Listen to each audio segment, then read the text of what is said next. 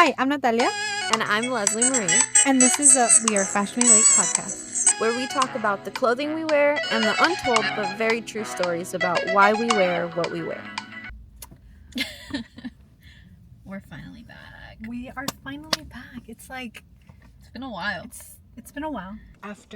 For us, it's been months of not filming.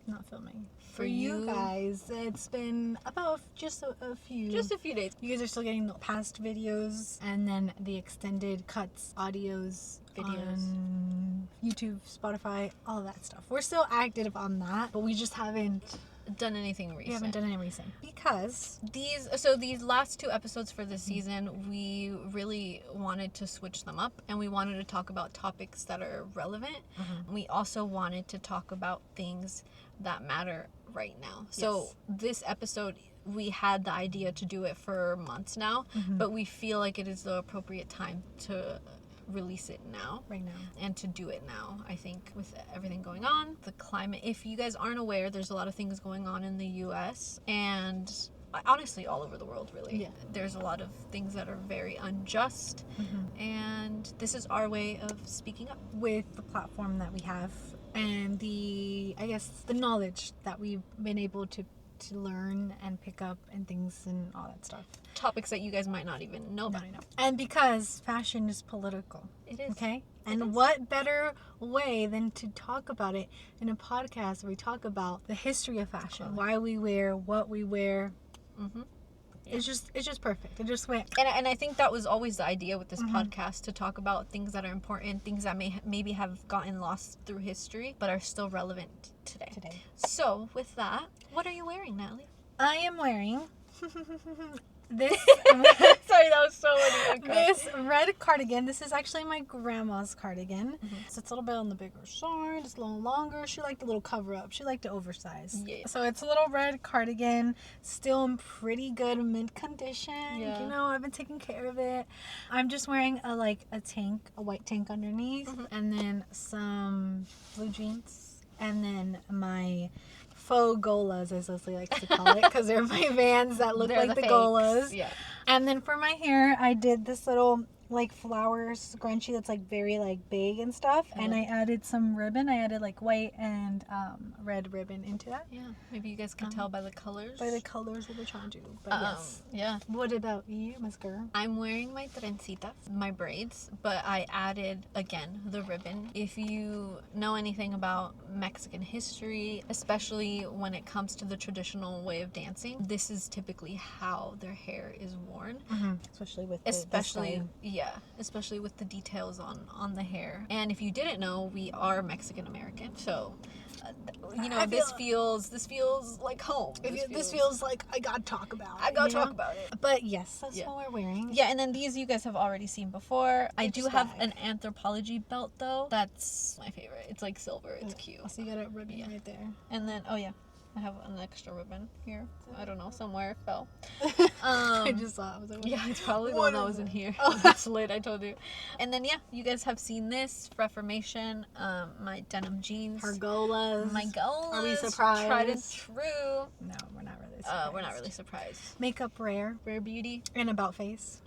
That's what we're wearing. Anyways, but for our next segment that we're all used to is I'm just a girl. For this one, we're going to talk about resources, things ways to help those during these times that we're facing and stuff like that. And as much as what we've learned and what we were able to pick up for you guys, especially if it's not just for you guys, but loved ones or people that you may know are going through this. Resources that can help them during these trying times.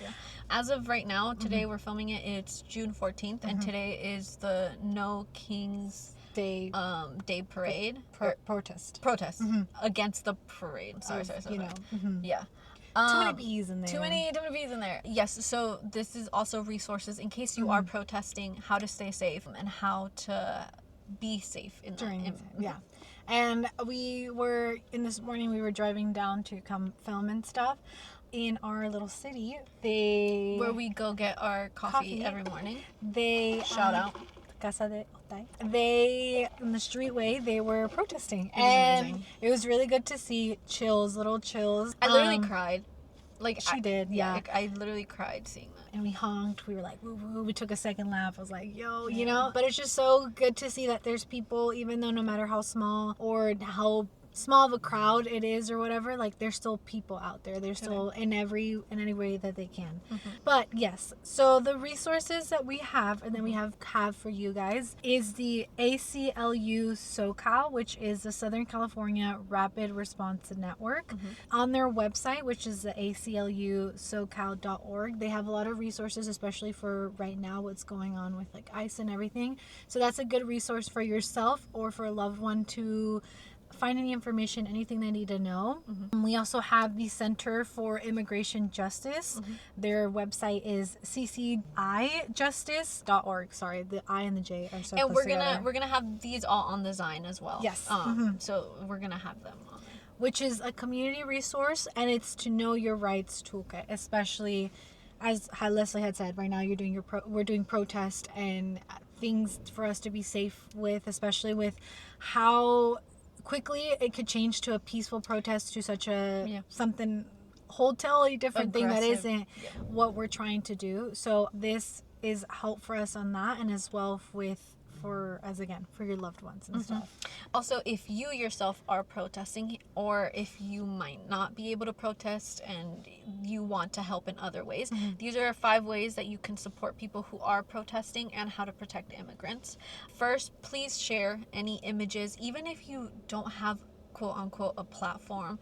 Like, it does not matter. Like, share it. Your loved ones will see it. People who you genuinely know and care about will see it, and that's also very important. Also, social media right now is like a big thing where we can share that. Yeah, and even like a repost, even a like, even a follow to these organizations that have their social media, their platform.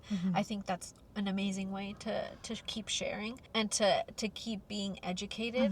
I think another thing too is make sure that you are keeping yourself educated on things. There's so many things that are going on that it kind of feels like you're getting a little bit of whiplash. So it's okay to take a break from social media and go and read. There's a whole bunch of books on that. There's even movies that you can watch. So also dedicate time to get educated. Even if you don't know the full story, the full scope, it's okay to say, hey, I don't know, but I want to learn more. That's also something you could do. Especially if you yourself are a Mexican American, if you're not like a first generation, if you feel like you aren't a part of that, you can definitely ask anybody a part of that community to ask more questions. Like, it doesn't have to stop because of like race. Like, just because you aren't this doesn't mean you can't help us, you can't protest, you can't, like, honestly, the more the merrier, because it just makes it known that it's like we're all together. Like, we all understand like this isn't okay, and we're here to help. Like, these reposts and everything on your socials are meant to be educational, and it's okay to informative to learn.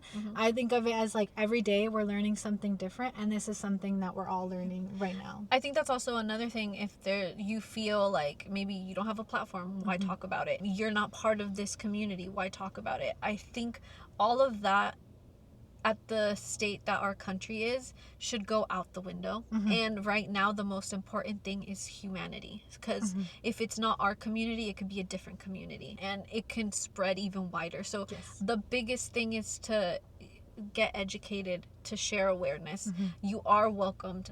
Me as a Mexican American, I am letting you know you can speak up about this. You can repost about this.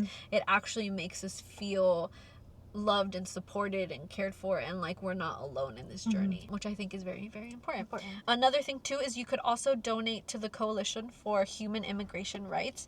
There is a lot of places where you can donate, and I think those resources also help people directly. But it's also a way, it's also a way for you to be able to be a part of it. If you can't go protest. If you can't go protest. And then, just also when you're out protesting, make sure it's peaceful. So far it has been peaceful. I know the news has been showing another side, but I really love the fact that we have social media now, and that we're able to actually be there in person on the ground and share what's going on and film actual what the reality. The news is twisting it. I know a lot of people are heavy on getting their information, everything with the news, but right now the news The media outlets might not be as trustworthy. They'll depict it in a different way. Yeah. So honestly, right now, social media is your best area because it's like you're seeing people that are actually there, people that are witnessing it and seeing it, and showing you the real side of it. Yeah. So, you know. And please also be safe. Yes. When you're out there protesting. Make sure you have, you know, not only the food, water that you might need, but because of the sun, you know, it's crazy. But also, please cover up. Please stay safe. Please let people know where you are. Have your location on for your family, your friends. So they can know. And also, even if you guys are like live streaming it, even if there's only like 5 people on that live stream, but it helps. Yes. It does help. And sharing it to your socials, I think, is very important. So that is pretty much it. There are a couple of other places that you can also donate if you would like. This website that has over like I think 17 organizations. So you can go to lataco.com/ICE and it's dedicated with resources to help against ICE. It also has a lot of like other resources too. So we have the United We Dream, we have National Immigration Law Center, the Californians for Justice, California Rural Legal Assistance, among others. So there's a lot of resources on that website as well. Again, we will have everything on our socials, and if you guys know of more, please share them with us and we will post them. That's how it goes. How it goes. Little chain. Remember those chains that we would get in when we were younger? It's like you have to send this to 10 of your people. This is the chain that we're doing. This is what we're doing. That was preparing us for this right now. But this is more important. No bad juju is gonna happen. But yes. So just stay safe. Stay safe. And please continue to share. Yeah. That is a wrap for... And get educated if you don't know. I'm just a girl. That's a wrap. A girl who's educated, who cares about human rights, who is... resourceful. So... into our topic for this episode. Yes. You can see it by the title. You can see it by all this stuff that is presented to you before you watch this video. But we are talking about the Zootsuits. If you haven't heard about the Zootsuits, there is a reason why. Get educated. And we're going to get into that today. Because I myself got educated when we were researching this. Yes. I was like, what is this? And I knew about this because of studying fashion. Like, one of my classes was history, like fashion and history, you know, stuff like that. But we only got like maybe like 2 paragraphs of this. And so we dove deep. We went to our local library. We found out. We went on PBS. We're out here watching documentaries. And this is what we got. We're going to get educated. What were the Zootsuits?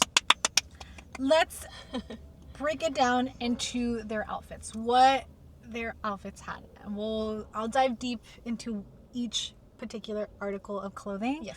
But the main ones is like they had a jacket, they had trousers, they had a shirt, they had a tie, and they had accessories. Now, their jackets were long jackets.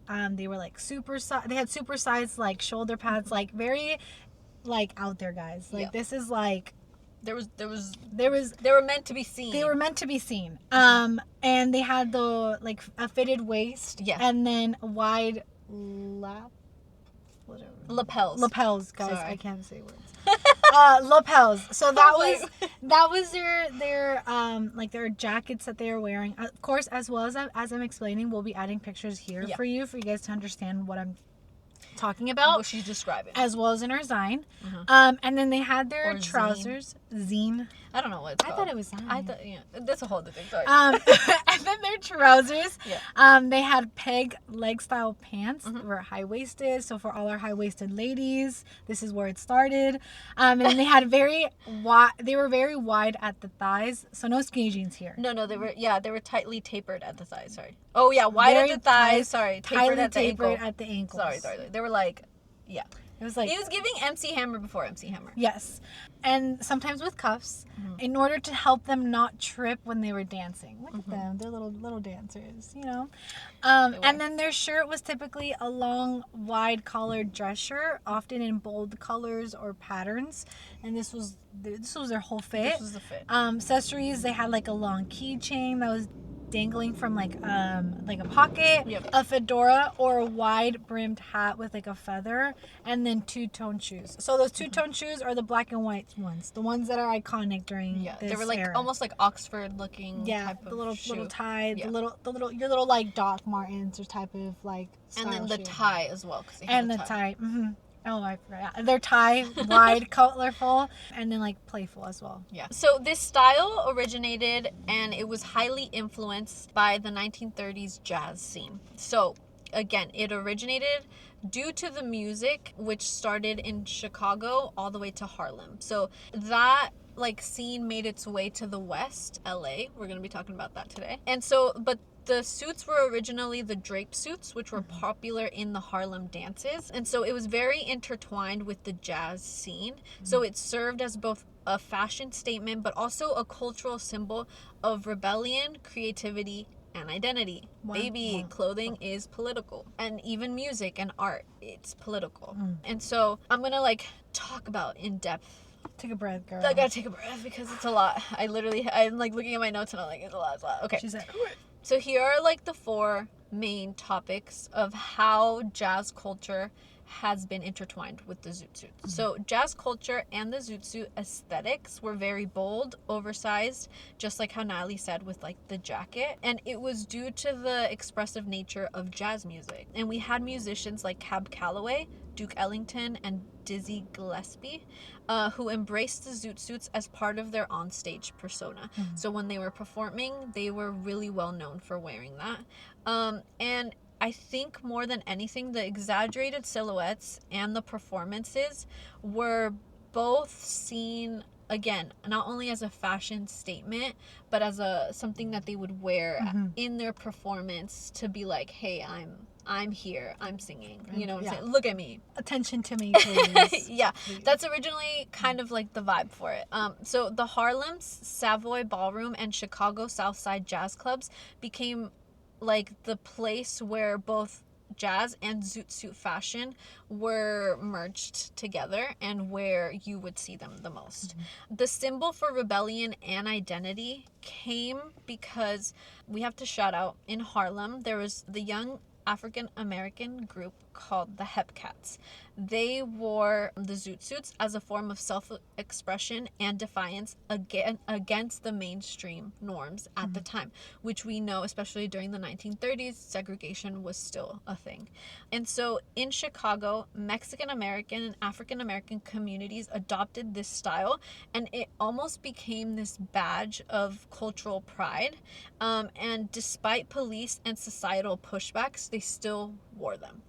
Again, I think even like we'll go more into depth on it, but making these suits took a lot of fabric at the time. It also took a lot of like a labor and everything, but this just made it seem like for these communities who were seen as a minority, who were seen as less than, by them dressing this way and dressing nice and dressing good, it made them feel good about themselves. It made them feel like we're here and we want to be seen, and it kind of like gave you a little pep in your step, you know, like you felt good about yourself because they were dressing up. When you have that good outfit that you bought, that you want to feel share to the world, this was them wearing the Zoot. So that's kind of like how they were doing that. Now the dance and movement influences when it came to the Harlem dance, it was a lot of like swing dances. So we had Lindy Hop and the Jitterbug. Like the fluidity of it, I think the structure of the Zootsuit, it was also meant to help with that. Because like at this time they were in the clubs, like this was their club, you know? And so they wanted to dance. They wanted to not only look good and feel good, but they also wanted it to work with them dancing, right? So that's why it was tapered at the bottom, so they wouldn't trip over it. That's why even though it was exaggerated, but it was very much of like, look at me. It gave them a lot of oomph when they were dancing. You know? Just think of Harry with his little shoulder dance. I knew you were gonna that was them, but they had the oversized pads to I knew hold. she was gonna do I that. have to. So it was very dramatic and theatrical. I can't say words. Theatrical. Okay, it was very dramatic in a good way. In a good way. It basically was meant to match the high energy of jazz at the time. Now, this again, how I said, it connected to being in the club. So this was the nightlife, right? But it also connected with gangster culture at the time. Both in Harlem and in Chicago, the Zootsuits were associated with the underground clubs that were emerging in the gangster scene. So sometimes black men use this fashion statement or this way of dressing to demand respect and to defy racial stereotypes. So the style was linked mostly around this kind of like it had a lot of different things it was associated with because of what was happening during that time in these clubs underground. That was kind of the vibe. Their legacy, the Zootsuits remain like a cultural, like iconic thing even to now. For those, like how Leslie said, like if you're studying in fashion, it's something that you learn and you understand. No, girl, don't apologize. I felt so bad, and I was like, take that sip, girl. I was like, I said too much. It. It was symbolizing the intersection of music and fashion, the social resistance. Like there's so much behind the Zootsuits. Like this particular like garment trend, if you would have to say, of like a Zootsuit, like what the wardrobe is, like it had so much background to it. It like set the stage later for like subcultures, and like where clothing became a statement of identity and defiance, you know. Like that's it, like shows who you are as a person, you know. I also feel like through history we've seen this time and time again, either the lack of not wearing something, like for women not wearing skirts, that says something. For them wearing these suits also said something. And so it doesn't matter what people say, clothing and fashion will always be political, because that is the first thing people see when they see you. And it's a statement. It's a statement with what you wear. Yeah. And you know, it's like much like the hip hop punk fashion movements that we talked about earlier this season of our podcast. We talked about, you know, punk. We talked about all these stuff that showcase about why it became this type cultural of movement trend and this cultural movement. The history behind it. Same with the Zootsuits.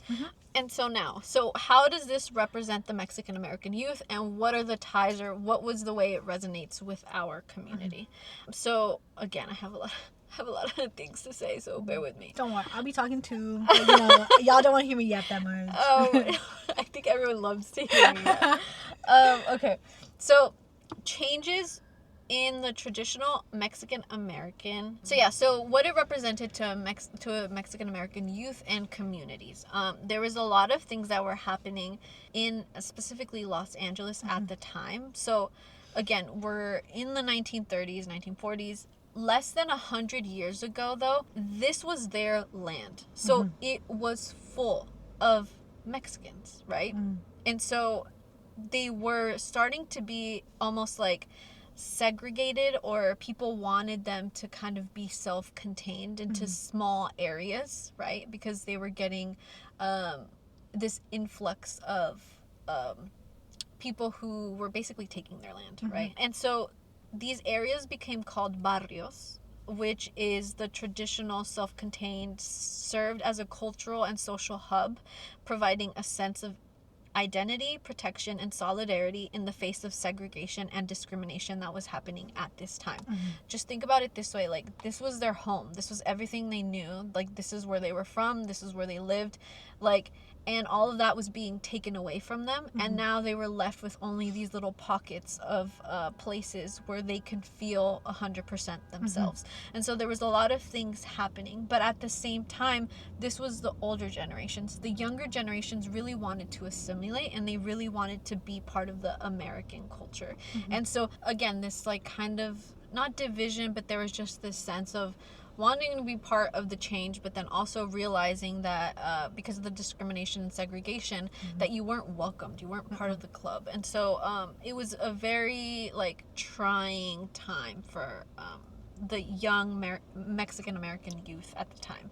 They felt that they were foreigners in cities that their ancestors had established, which I think is true. It's 100% true. It's 100% valid. Even if you look at the names, mostly, you know, in places like this, like you have like San Diego, like Los Angeles, the original Los Angeles name, like, you know, and so it's very much like this feeling of instability and not knowing where you belong. And so for the Mexican American youth in the 1930s through the 1940s, particularly in these cities of Chicago, El Paso, LA, integrating into U.S. culture became this complex experience where they were met with racism, segregation, but they also still wanted to have that cultural pride of where they came from. And many of the young people, who were often from immigrant families, sought to carve out their own unique identity by embracing what was hip at the time, especially when it came to music and fashion, while still dealing with the societal pushback at the time. So that's kind of where it was. And so they found this outlet through the jazz music scene. They were welcomed there because, again, it was by another minority. It was by the African American people. And so we've always felt this kind of bond of like feeling like seen together, especially during this time they felt that. The Mexican American youth gravitated towards the jazz, swing, big band music, which dominated a lot of the pop culture in America. Some popular artists are like Cab Calloway, Duke Ellington, Benny Goodman, Glenn Miller, Count Bass. Like, they influenced their musical taste to this.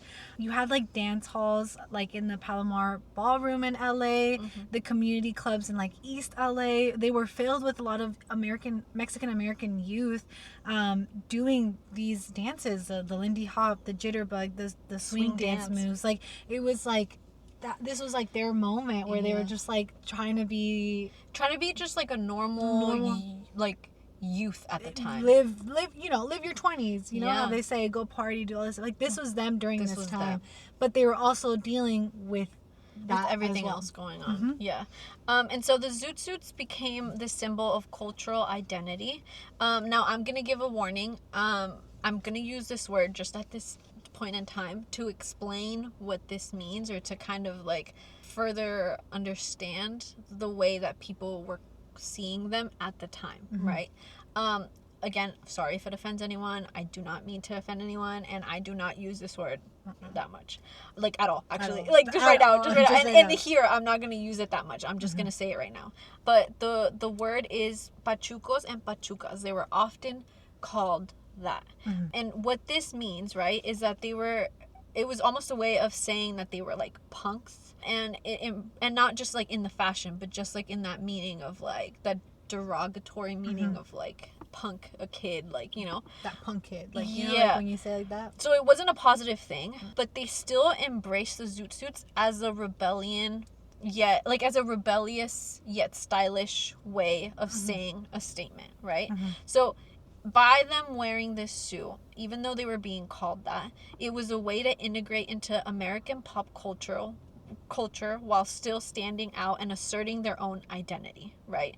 So again, having this flashy, oversized jacket and trousers, and even the way they do their hair and their makeup, it became a way for them to defy the traditional Mexican clothing and the traditional norms. But again, it also became, so it was seen like that for the people who were Mexican. The people who were older in these communities, they would call them that because they would also, like, they would almost see it as blasphemy, right? Because they were trying, this youth was trying to get away from their culture, but not really. They were just trying to figure out where they fit in. But then at the time too, even in the US, they were also looked down upon because at the time this was a wartime period, and so there were a lot of restrictions on fabrics. There was, among other things, but fabrics was also something that they had a lot of restrictions on. And so for this one suit or for this one outfit to have that much fabric, it almost felt like a way of saying, like, you don't care about our country, you don't care about our army, because a lot of those rations were going to the army at the time. And so it also felt that, so they kind of still didn't fit in anywhere, and it became rebellious on both ends. And then, sorry, I thought it was your turn. I'm like, girl. So it became rebellious on both ends. And so this also highly influenced women's fashion at the time, right? The women were called pachucas. Again, I'm not gonna say it anymore. And But chicana. but later on, it influenced Chicana style, right, with the makeup. So this became this bold style that blended American fashion with their own spin. A lot of the women wore the mini versions of the Zootsuits, so the minier, like the mini baggy pants and the tailored jacket. It was just in the women's fit, which again, even that, women wearing pants at the time was also another thing. No. It was a big no-no. So they embraced it. They wore tight skirts. They wore these like victory rolls, the dark lipsticks, the bold eyeliner, the blouses that had this kind of like big, like peasant feel vibe to it, but it was almost like against that kind of vibe. Yeah. And so it was considered a rebellious act on the part of women because they were seen as defying not only cultural norms but also gender norms. And so that's what the youth at this time kind of was known for. Yeah. When they were like, that's the way society saw them when they were wearing these outfits. And because a lot of the Mexican American youth, they were often excluded from like mainstream like white social like spaces. Even when they adopted like the American music and the fashion trends, they were still excluded from this. Many schools and like establishments had like the no Mexicans allowed policy, pushing like these youth to create their own clubs like dance halls and like communities. Like this led them to do stuff like this because they felt excluded in being a part of a community and not welcome in a place that was or their home. Exactly. And like police and white communities viewed the Zootsuits as like a criminal and like unpatriotic. Like this was like leading up to like racial like tensions during this time. We had this riot in 1943, the Zootsuits riots in LA were like a violent result of this tension, where the U.S. servicemen and white mobs attacked the young Mexican Americans simply for just wearing the Zootsuits. Like there was no question asked, no explanation, just because they were wearing that. That they felt in their way like kind of like offended, like that they were doing this, you know. Similar to some things that are happening right now. I think it's insane to see, because we'll talk more about the riots, but even in the date, like, because it was also at the beginning of June when like that week that this Zootsuit riot took place, and these riots, or not even riots, protests that people have right escalated are also during the same time, which is crazy to think about it, even almost 100 years later, and it's still happening. And it's like, because the youth, they were like caught in between like respecting their parents like traditional like Mexican values, but as well as wanting to fit in into like the American pop culture, which yes or no, that's still something that some of us first generations Mexican Americans deal with, because it's like we're either not Mexican enough or we're not American enough. So we're in the middle, so we're still feeling that. But it's so like jaw-dropping, the fact that this is still something that we deal with right now. And then again, we never use this word, we never say it, but the Pachuco lifestyle was initially about being proud of the Mexican heritage. That's what they wanted. While still embracing the American culture, the music, the fashion, the slang. They just wanted to fit in during these like times, these shifts wanted that to was combine going. both. They wanted a double identity, like a double identity into both. And so many spoke like a blend of like Spanish, English, like a Spanglish slang, you know. Sometimes we'd be talking. That's where it came from. You know, a lot of the Chicano traditions are like the way of it started from here. This created like a unique like Mexican American street culture. Like sometimes I'd be talking to my white friends and I'd be like, you know, pero es que, and then they're like looking at me and I'm like, oh, and I'm saying that. Or sometimes it's so hard to like, how do I translate a word in Spanish to English? Like it's just like, or vice versa. So the legacy of the Zootsuits, despite the discrimination of the youth, it helped shape the American culture, blending their love for jazz, for swing, for the big band music with their own Chicano identity.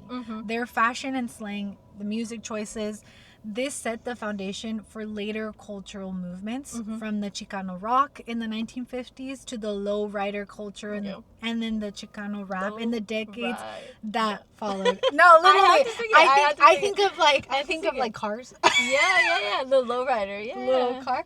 Like this is things that's like, it started from here. It started from here, influenced, and it influenced a lot of films, a lot of things, like even like Fast and the Furious, babes. Yeah. Like, and I think it's also, even at the time that we are right now, a lot of Mexican American youth, they might be first gen, second, third gen. But if you go back, like, you can ask your grandparents about this time. You can ask your parents about the Chicano movement. Like, these are things that they've seen in their youth. This isn't something that's new or that's currently happening. It's currently happening to us now. And seeing the amount of resistance against it, it almost, it makes you proud, because we're going to talk about the Zootsuit riot. But at the time, they didn't have that much support. And I do personally think that this is due to a lot of things. But it is also due to our social media that we have, and able to kind of spread word faster and spread awareness faster. That is where we're at. that is topic number 1. That's all the juice. That's really number one. Yeah, guys, that's barely number 1. Yeah. Now we're gonna go into the Zootsuit riots. Number 2. Topic number 2.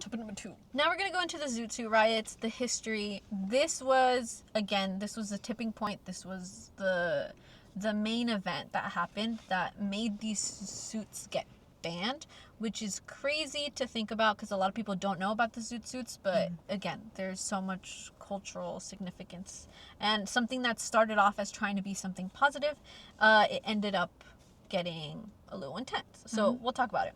So the first incident, or the main incident that happened during this time, was the Sleepy Lagoon incident in 1942. So this was a racially charged case in LA where 17 Mexican American youths were wrongfully accused of murder. The event reflected this deep-seated anti-Mexican sentiment that also led to an unjust trial, and it helped spark the Zootsuit riots that following year. So again, there was a lot of tension during this time and a lot of things that were unjust. So we're going to get into that. So Hank Levas, he was a Mexican American youth from LA who became the central figure of the Sleepy Lagoon case. He was actually about to enlist in the U.S. Marines before his arrest, where he had The connection. to this incident, which again, it's something unfair because it was not. We'll get to that. He was he was wrongfully accused. So he was about to join the Marines. He had everything. He literally had gotten his outfit and everything. But then this happened during this time that, again, he couldn't serve. So before this, he was planning to join the Marines and help serve in World War II. Because, again, he was feeling very patriotic. He wanted to help. He wanted to be there. But on August 1st in 1942, him and his friends were involved in a minor street fight with a rival group at a party. Hours later, Jose Diaz was found dead near Sleepy Lagoon, which is a reservoir in LA. But there was no evidence connected to him or his group to the crime. So again, there was no evidence connecting it. It was just they happened to be at the wrong place at the right time, if that makes sense, right? They were there, and so they got blamed for it. So during this time, there was an investigation going on. And so the murder of Jose Diaz, which happened on August 2nd, 1942, was a young Mexican-American man who was found unconscious near the reservoir of the Sleepy Lagoon, which was a popular hangout spot for Chicano youth in East LA.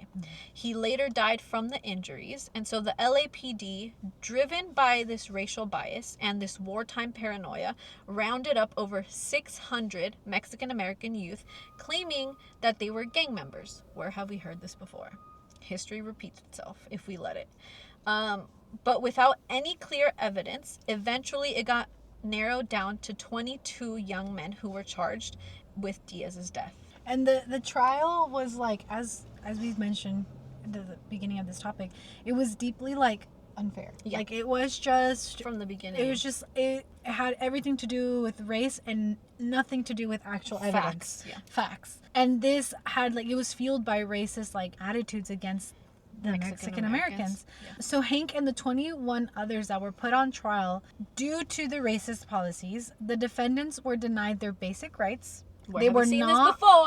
They were not allowed to change clothes during the trial, so they appeared in Zootsuits, reinforcing the stereotypes of them as dangerous gangsters. The judge ruled that the young men could not cut their hair or clean up, making them appear unruly to the all-white jury. So you're They telling had me so many things pinned against them at this time. so you're telling me that these men are out here not looking their best, aren't allowed to cut their hair, aren't allowed to like present themselves in a way that they are actually to what they want, what the white judge, the white everybody wants them to present themselves to the world as these dangerous quote unquote gangsters. Because they had been held for a while now, and so it was days, and they weren't allowed to shower, they weren't allowed to get dressed, just for them to make their case around the fact that they were these suspicious, quote, dangerous youth.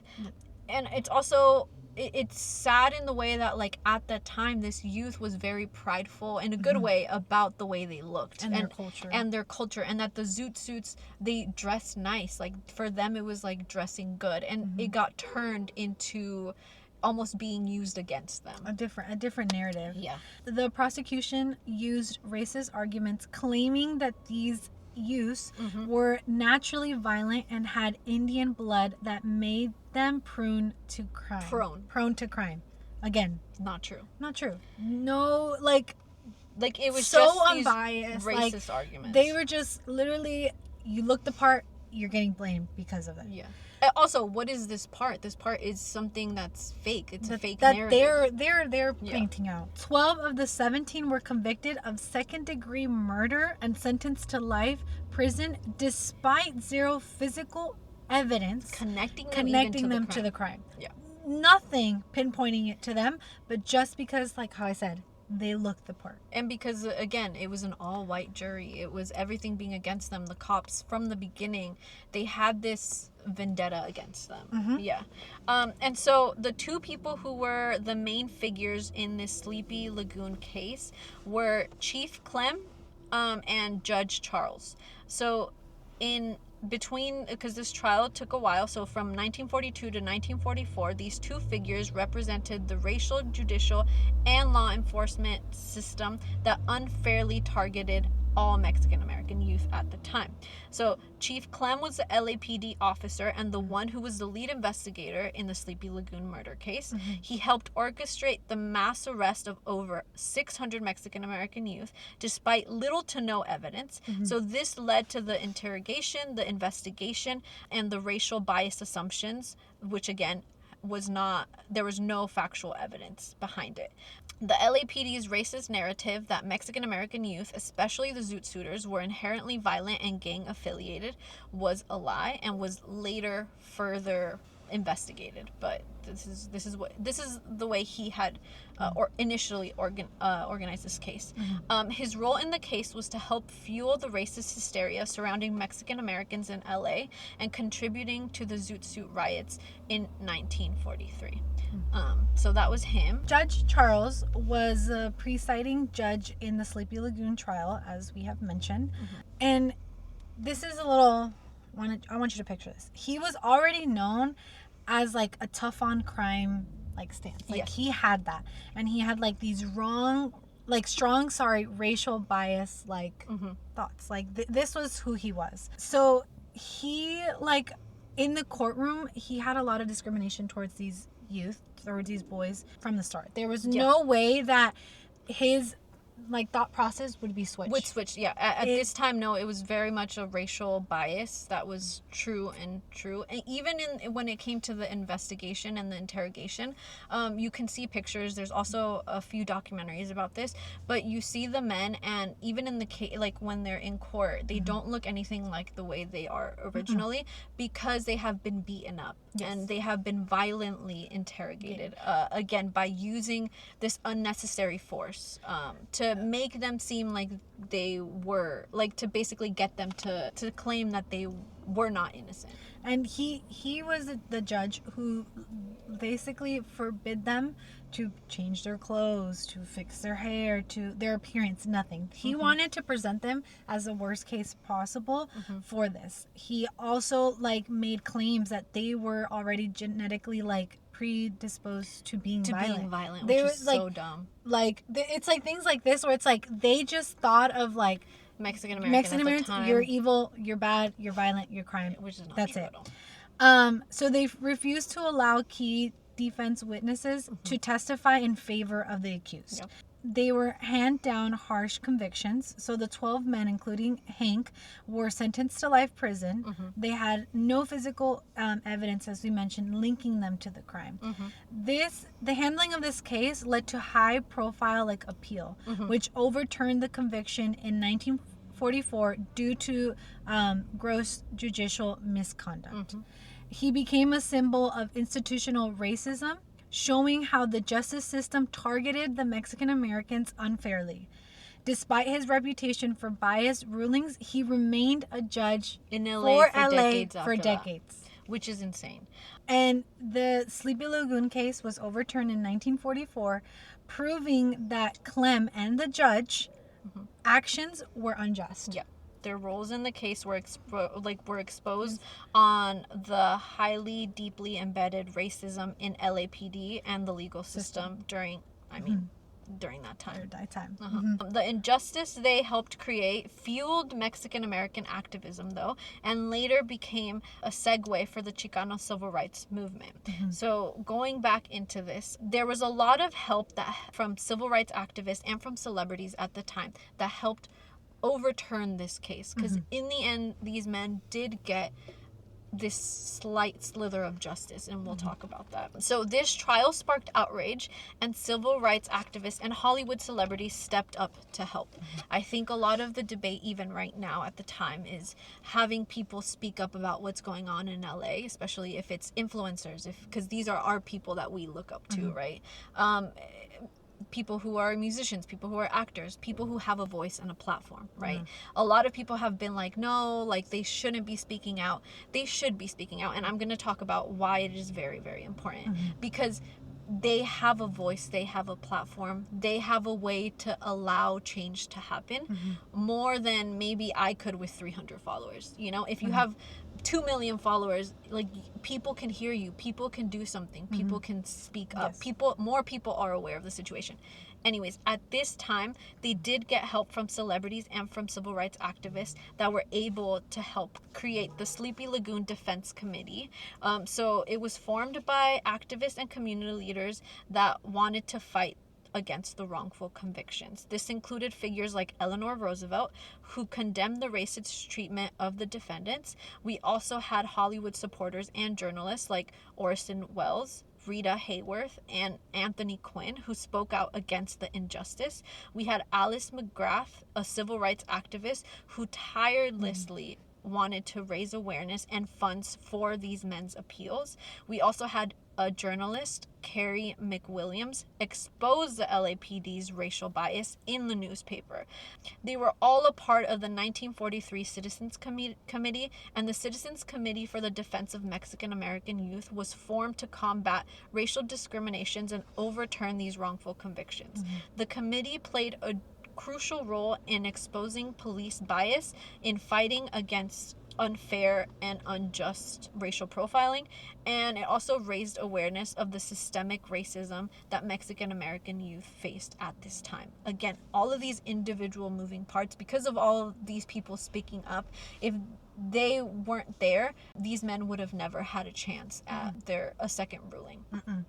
And so the main goal for this defense was to help finance the appeal and to help overturn the Sleepy Lagoon's convictions in 1944. It also helped with public awareness, and it encouraged other people who were journalists, celebrities, and civil rights activists to help highlight the racial injustice that Mexican Americans were facing at the time.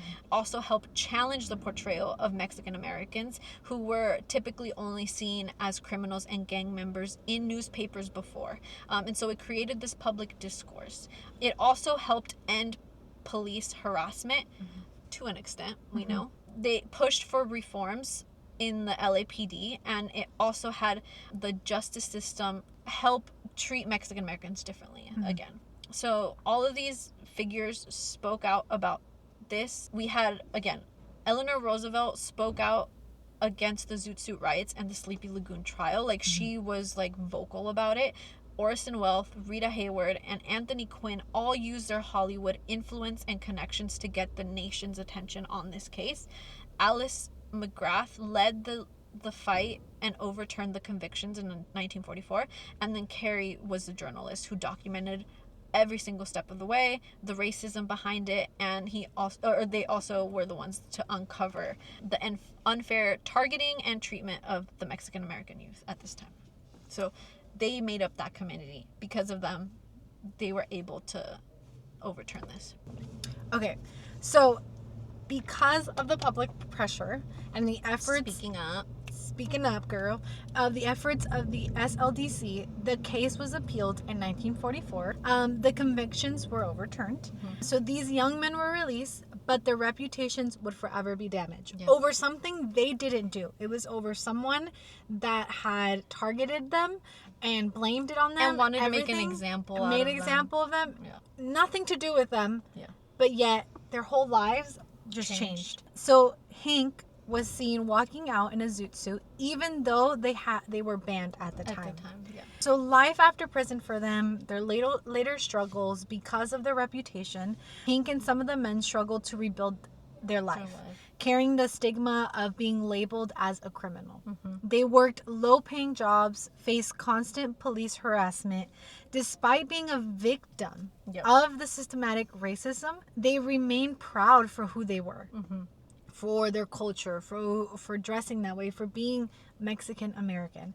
And until his death, all the way up until his death, in 1971, he died at the age of 48, reportedly due to heart failure. Some believe stress from years of police harassment and discrimination contributed to his early death. However, his arrest and wrongful conviction prevented him from enlisting. The only thing he wanted to do was enlist, join the Marines and help his country. Be proud of his country. And his country failed him. Yeah. This fact highlights the irony and the injustice of his case. Like, he was going to go fight for our country. Be in the front lines. Be a true American. As everyone says, being in the Marines, in the Army, whatever, you're a true American. And that got ripped away from him. The legal system, society, they didn't see him anymore as this proud American. They saw him as an outsider. They saw him as a criminal. Because they never saw him as an equal. They never saw him as a quote-unquote true American. And it became a symbolic, thing after the Zootsuits riots in 1943, which Leslie will talk more about, when U.S. servicemen attacked these young Mexican American men, many of whom, like Hank, had been eager to serve their country, but then were denied the respect and rights at their home, which is so sad. It's literally so sad. For nothing. And it's something that even till today, we have this underlying of it, there's this sense where you don't really feel like an equal, or people want to make you not feel like an equal, because there's still these racial tension. And so that was the Sleepy Lagoon case. And then right now I'm going to talk about the riots and how those started. During that time. Now, if you're watching us, yes, we look different. Yes, time has passed. Yes, it is getting darker. But if you're listening, let's move on to the riots. So, the Zootsuit riots that took place in 1943 all took place within 1 week. So, their impact on the racial tensions in the U.S. is very significant. The Zootsuit riots were a series of violent attacks in Los Angeles from June 3rd all the way to June 8th, in 1943. Where the U.S. servicemen, off-duty policemen, and white civilians targeted Mexican American youth, especially those who were wearing zoot suits. The riots exposed deep racial tension in the U.S., showing how Mexican American youth were criminalized simply for their culture and fashion and appearance. So from June 3rd to June 8th, groups of U.S. servicemen roamed the streets of Los Angeles, attacking young Mexican American youth in zoot suits. They burned the suits, they beat the men, they stripped them, and they humiliated the victims, leaving them bloody and almost naked in the streets. When police officers were called in, they ended up arresting victims and not the attackers. The violence spread beyond LA. It spread all the way to San Diego, Oakland, Chicago, and even Detroit. So it made it like a nationwide flaring of the riots and attacks. The impact of the Zootsuits on the American youth, it increased racial profiling and discrimination, similar to things that are going on now. The riots justified further discrimination against Mexican Americans, as many blamed the victims rather than the attackers. Police continued to target these young Chicanos, arresting them for minor offenses or simply if they were seen wearing the Zootsuits. Also, the second thing was that the media and the government response to this portrayed the riots as a race riot caused by Mexican Americans instead of acknowledging the racist violence against them. One of the few public figures who called out the riots for what they were, which was a racist attack on an oppressed group, was Eleanor Roosevelt. Shout out. And then the Los Angeles City Council, that's when they banned the Zootsuits after the riots, just to stop them being targeted, and it just to basically further criminalizing Mexican American culture, which I think that's one of the big impacts, that for a while these suits were seen as something bad. The turning point, though, something good that did come out of this, is that there was a lot of Chicano activism. So the riots helped spark the Chicano civil rights movements as Mexican Americans began organizing against racism and police brutality. Again, things that are similar to what's happening now. Future activists, including Cesar Chavez and the Brown Berets, were inspired by the Pachucos, their defiance and the injustices of 1943, and it helped them want to take a stand. What caused the Zootsuit riots were, again, it's like a accumulation of various things that were happening during this time. So we have the Sleepy Lagoon case in 1942. We have the racial tensions because of the wartime in LA. Mexican Americans were segregated into barrios with limited access to jobs, housing, and legal protection. And there was an influx of white servicemen stationed in LA during World War II that led to cultural clashes because many of them had never seen anybody other than a white person. And so this really brought a lot of tension, and there was a lot of division in the streets because some people thought that they owned the streets when they really didn't, and people felt like their homes and their places where they lived were being invaded.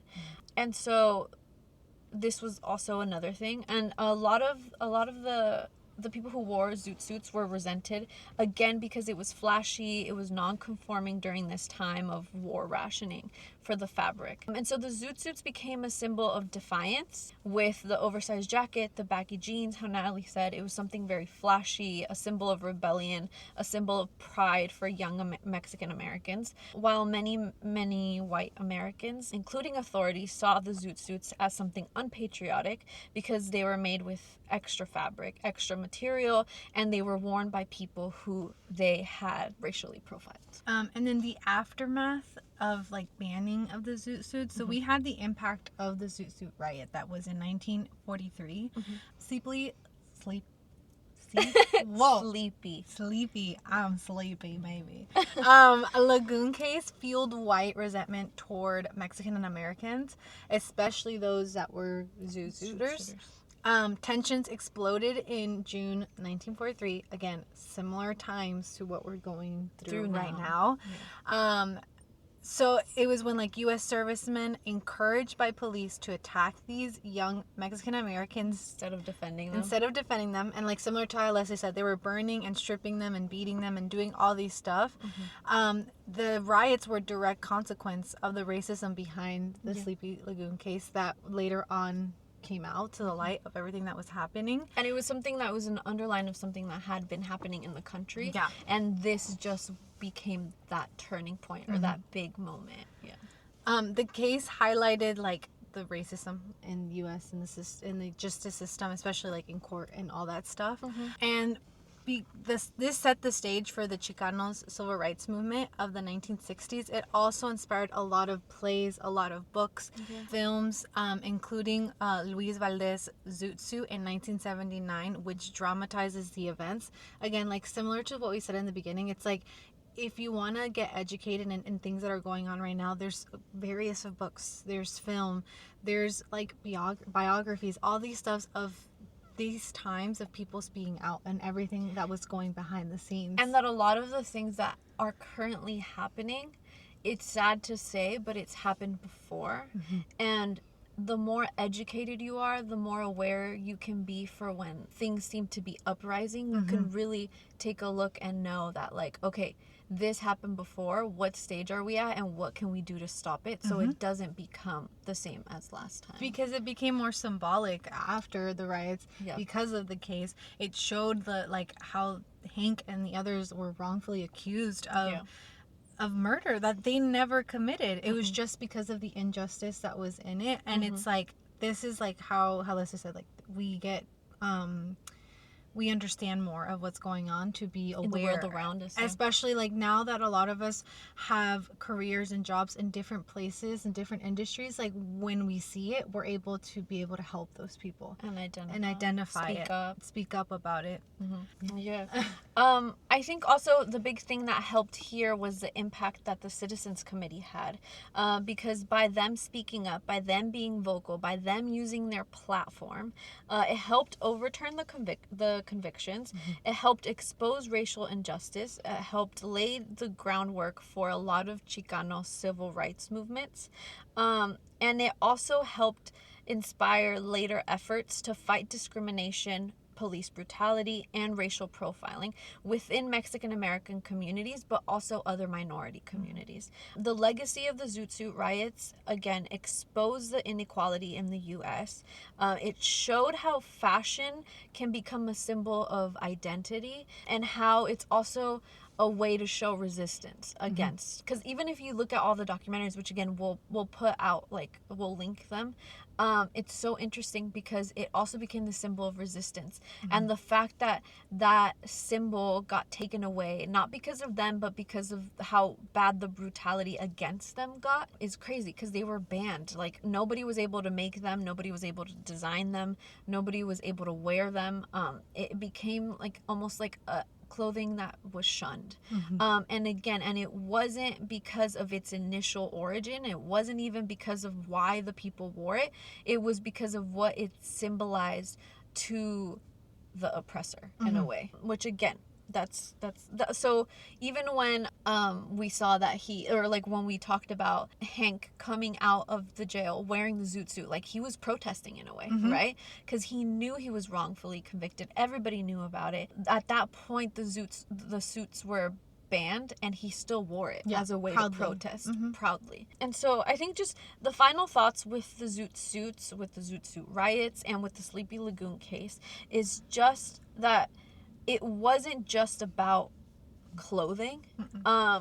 It had a deeper meaning. Clothing can often signify things deeper, like race, identity, and even the struggle and respect for the minority.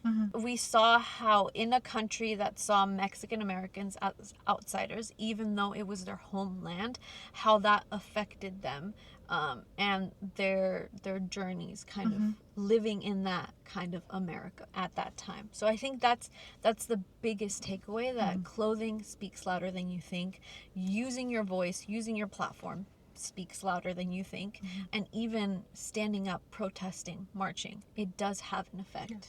Yeah. Because fashion is political. Fashion is political. Yeah. So now, into seeing these items on the runway, how they've influenced high-end designers, right? Why we wear what we wear. So we want to highlight Mexican designers. We also want to highlight the culture, but I think the first one I want to start off with is Willy Chavarria. We know he's also an activist. His 2023 men's collection, called Tarantula, was the spring menswear collection, where him, a Mexican American designer who is known for his bold, politically charged designs, explored the themes of identity, culture, and social justice. He is based in New York City, but he has his roots from Chicano roots. He grew up in California, and so he creates not only just this collection, but also his past collections, addressing issues that relate to race, masculinity, and also immigrant rights, which is very important right now. This girl over here did a video about him, so we're gonna link that so y'all Oh, can yeah. watch it too. Is more in depth. There's more in depth. To who he is as a designer. Yeah, it's like a designer analysis on him. His designs have gained recognition for their sharp tailoring, for their oversized silhouettes, and for the deep collection to Latino heritage.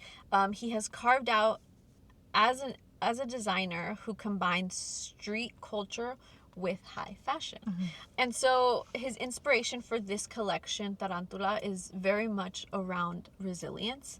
It's also about strength, and it's also about survival. He draws inspiration from the marginalized communities and how they endure hardship and emerge transformed. Chavarria often explores the immigrant experience, and in this collection in particular, he delves into the struggles of a Mexican American and their constant battle for respect, for safety, and for belonging. The cultural references that he has are within the collection. They're very heavy on Mexican culture, obviously. He also has traditional motifs and iconography. Even in the setting, I think this one was set in a cathedral, which is also very special. And even if you see like the behind the scenes or the PR or like on his social media page, he arrived in a lowrider. And I believe this one was in Paris too. So just imagine in the world of couture, you have this designer come in on a lowrider and highlighting like Chicano culture to the top. I could cry. I'm not gonna cry. So he plays a lot of respect to Chicano pride, to masculinity, and to indigenous roots. He also has elements such as Aztec-inspired patterns, and he references a lot of the Mexican streetwear, which again, if you grew up in a Mexican-American community, you understand what that streetwear looks like. His political commentary through this collection, he wanted, again, to address the marginalized communities, particularly immigrants and those who are Mexican-American. He wanted to confront social issues such as racism, inequality, and cultural appropriation. The bold, oversized silhouettes reflect the idea that the individuals are taking up space and asserting their identities in society that often tries to diminish them. They're very similar, right? But that focus is similar to the Zootsuits. Yes. And it's I don't know, it captures it perfectly, I think. It ties it in perfectly. And so, yeah, seeing how he kind of combines the past with the present, but also giving it its moment, its time to shine, and it's still a luxury brand. I just think that's very cool, very badass. Also, because he doesn't forget his roots, even being well known into the fashion industry that I feel some people fall short on. Yeah. He's very like, I am who I am, and I want to bring it to the world. And I want to share it to others. He's very vocal. He uses his platform when anyone else, especially having that amount of success in the industry, could just easily turn away and not speak up because they don't want to say or do the wrong thing. And he doesn't care. He speaks up about it because he knows it's something that's needed. He knows it's something that he has to speak on, or not has to, but wants to. But yeah, I think that's really cool, and he's one of my favorite designers right now. Yeah. Another well-known designer is Gabriel. I'm sorry if I butchered the name last name. Barragan. He launched his brand, that is of his last name. It's called his last name. Is known for creative, distinctive fashion collections that merge traditional Mexican elements with avant-garde fashion. Did I get it right? Yeah, look at her. She's learning fashion words. His collection often reflects personal stories of identity, immigration, and heritage, while incorporating these artisanal like techniques like embroidery and textile manipulations. Things that we see in like, if you go to Mexico, if you visit Mexico, you see these street vendors that have the tops that are embroidered with the flowers, the dresses, as well as like the mariachi. They also have like everything embroidered. So it's like he's keeping true to his roots, highlighting the fashion of that. His design philosophy is a lot about his Mexican heritage, are deeply inspired by his roots and his upbringing. He uses a lot of bold colors such as like red, yellow, blue, which we again see a lot in the fashion. in especially like the streets and stuff when they sell those vendedores. Uh-huh. And intricating like embroidery, the rich textiles brings attention to the diverse cultural history of Mexico. His contemporary luxury combines this traditional like craftsmanship with the modern silhouettes, creating garments that are like timeless, innovative, that they are just one of a kind in this history, in this time. His pieces are designed to celebrate both history and the innovation in a fashion context. Yep. How beautiful. Beautiful. His artisanal craftsmanship, many of his designs feature a lot of handcraft elements, which we are well known for, especially like how we were saying, like the tops and stuff. A lot of things they like crocheted, embroidered. It's all hand done. Yeah. There's like even some that do like jewelry, like beaded jewelry, and that's like all hand done. Like, and you could see, like, if you go to these places, you see the vendedores like actually there in the stand, in the booth, making more stuff while people are shopping. And even sometimes they're like, yeah, come later and we'll have it set for you. Yeah, Like, we'll because have it they'll be done. like, it's personalized for you, but it's also, you see how like their craft, you know. And this is what he focuses on. He focuses and works closely with the local like craftspeople to bring these traditional techniques to the life of fashion, of modern fashion, which of I our think world. it's amazing. It's amazing to celebrate them. It's also amazing that there is no cultural appropriation. It's not like he's taking it from them and then selling them. Okay. He's genuinely highlighting them and giving them the respect that they deserve. Yeah. And he's known for making these bold like design choices and using them with unconventional materials to make a statement, statement shape, statement stuff.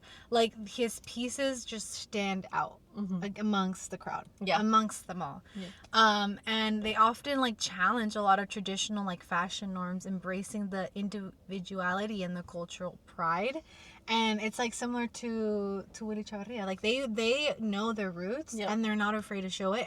But they do it, I think this is the thing, they do it in their own way. Like it's not the same. No. But yet you can tell the background, their roots of where they're from, and which is like very much applaud, because it's like they can go to the same route that everyone goes through, but they're choosing it different to be to get into the fashion, to the modern fashion world. And I think just highlighting where they come from, who they are as designers, which we've seen other designers do, but I think it's just to highlight the Mexican American culture is very important and very significant. Yeah.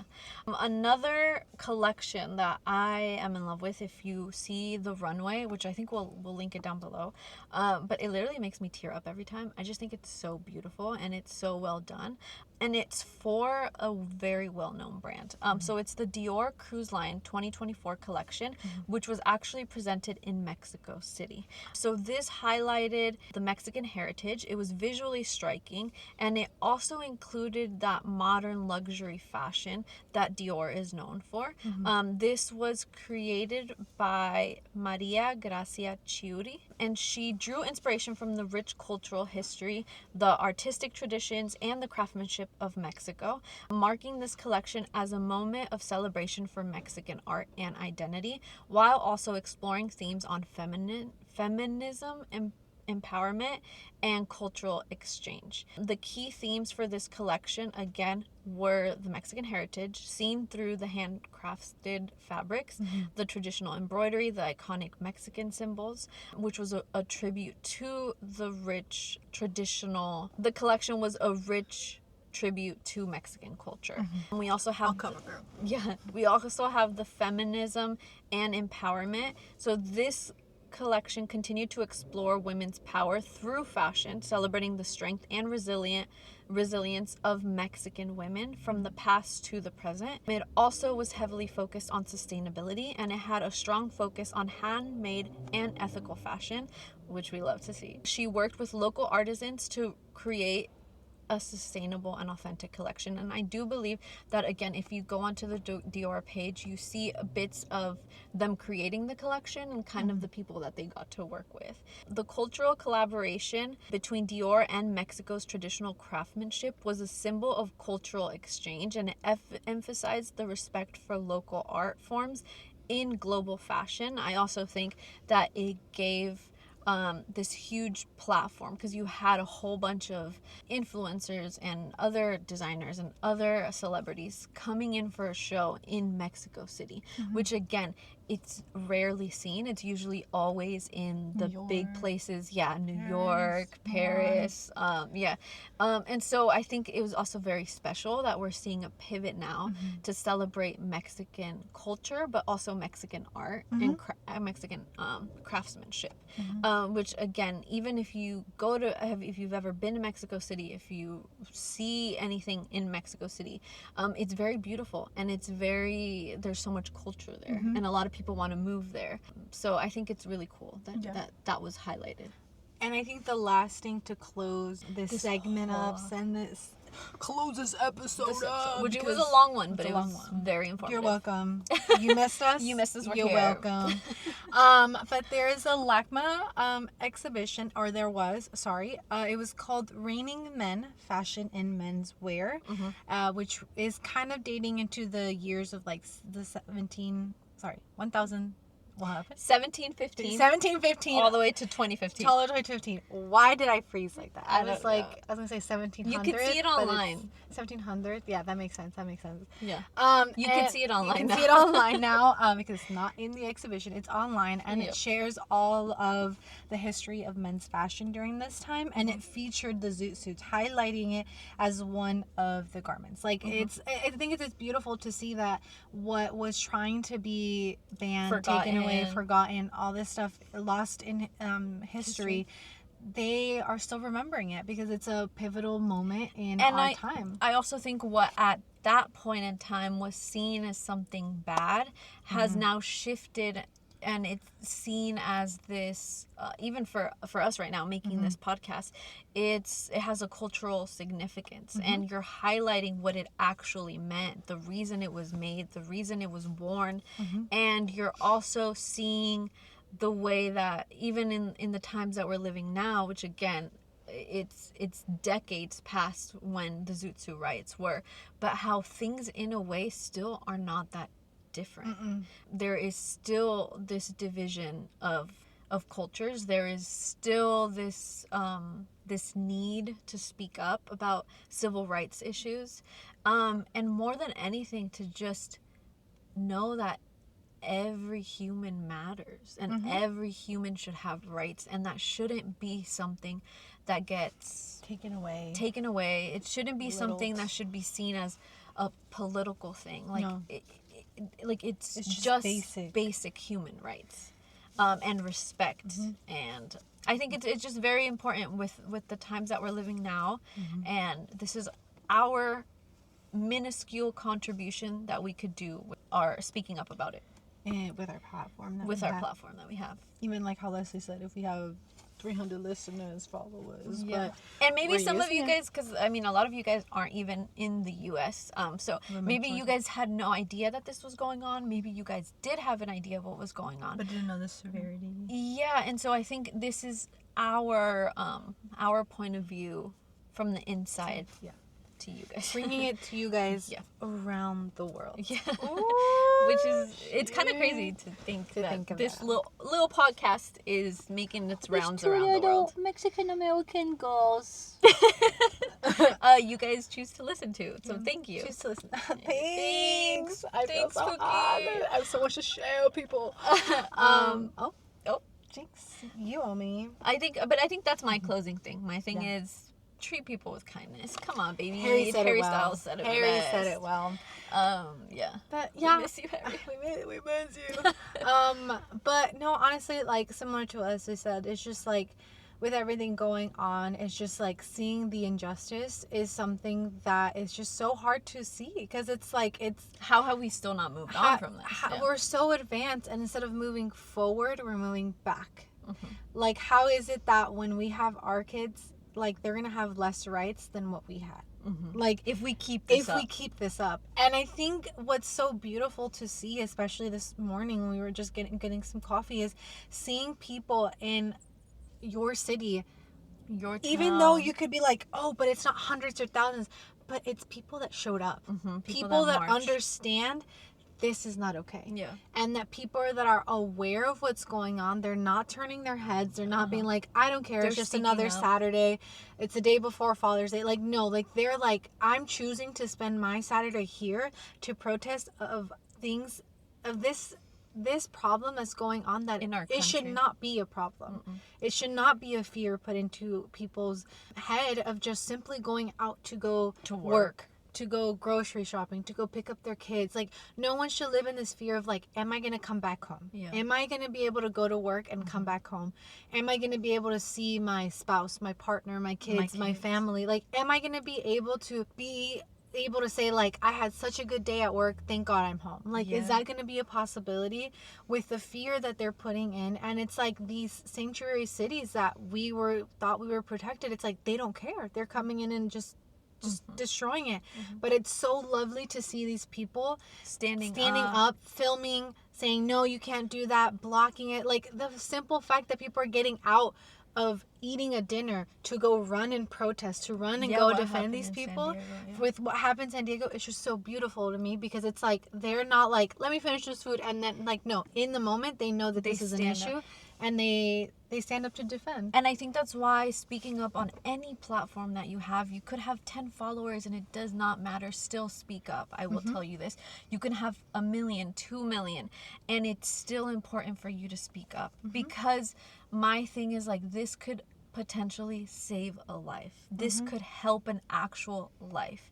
And seeing, I think, the way people are protesting, the way people are approaching this administration, not only with also this issue, I think it's due to the fact that we have social media. It's due to the fact that we still have this right to speak up. And so there's this freedom of speech still through the social media that we're able to use. And I really do think that the community that we've built here, the community that's built online, is very important. Yeah. But that is all for us this week. Yeah. We have one more final episode for you for this season before we wrap it up. Sorry it's been a long time. I just think with everything that's going on with the world, we want to share something that's actually meaningful. That's meaningful, and that it's not something of like, oh, just another episode. Day. Like, no, this is our platform that we want to use to be able to speak, and like things that like it ties to what we do here. But we love you guys. We will continue as much as we can sharing all these resources, sharing what's happening in the world, both in our main Instagram socials, but as well as our own. Like, we're constantly on that, sharing these resources, things that we find that are great for a lot of people to share with others. Like, we'll be constantly doing it during these times, and continue to speak up. And if you Please yourself are doing it out there amongst us, helping us, please stay safe. Watch your back, watch each other's backs. And I know that this coming weekend is a holiday of Father's Day and stuff, but don't forget about what's going on right now. And happy Father's Day to all the fathers. Harry Styles, R.I.P. Daddy King. I'm out here saying R.I.P. King to my dad, who is no longer with us. I love you too, Dad. But yes, please stay safe. Please hug your loved ones extra tightly if you can, if they're with you, and stay safe. Keep it up, because united we can accomplish so much. Okay? I just have one more thing to say. Okay. Why do I look like Olive from Popeye? No. Actually, I can't Especially unsee with it. my hair up. I can't. You know what? Cut the show. Guys, today, a special episode. I have olive oil with me. Is her last name actually Oil? Yeah, I think so. I just call her Olive. Yeah, olive oil. I think so. We got Popeye's wife with us in the house. we got a bald bees because we soar high. Hold on. She wants to talk about what's going on in the country right now. Olive oil, take the stage. Is it olive oil? I don't know. You can say olive oil. What if it's like olive Buchanan or olive this, and y'all hear say olive oil? I'm gonna look it up right now. Like, if you guys want to know, listening, what I'm wearing, like, just imagine olive oil. I love how that's at the end of the episode, because they could have pictured you as Popeye. No, because I don't want to ruin the whole thing. Yeah, you're like. Is she called olive oil? Like, have me Yes, like, olive oil. OYL, baby. OYL. OYL. OYL. Hold on. So y'all know Natalie's icon. Oh my god. Grandma, why'd you give me this? Why did I inherit this? Oh, my little olive oil. Bye. Hey guys, thank you so much for listening. Please don't forget to leave us a review and to share this podcast with your loved ones, acquaintances, and really just anybody and everybody who will listen. We will be releasing a new episode every Wednesday and YouTube videos every Sunday. Also, you can follow us on our Instagram at We Are Fashionably Late with 2 E's at the end for more behind the scenes content. Sending you guys lots of love and virtual hugs. Can't wait to see you guys next week. Bye.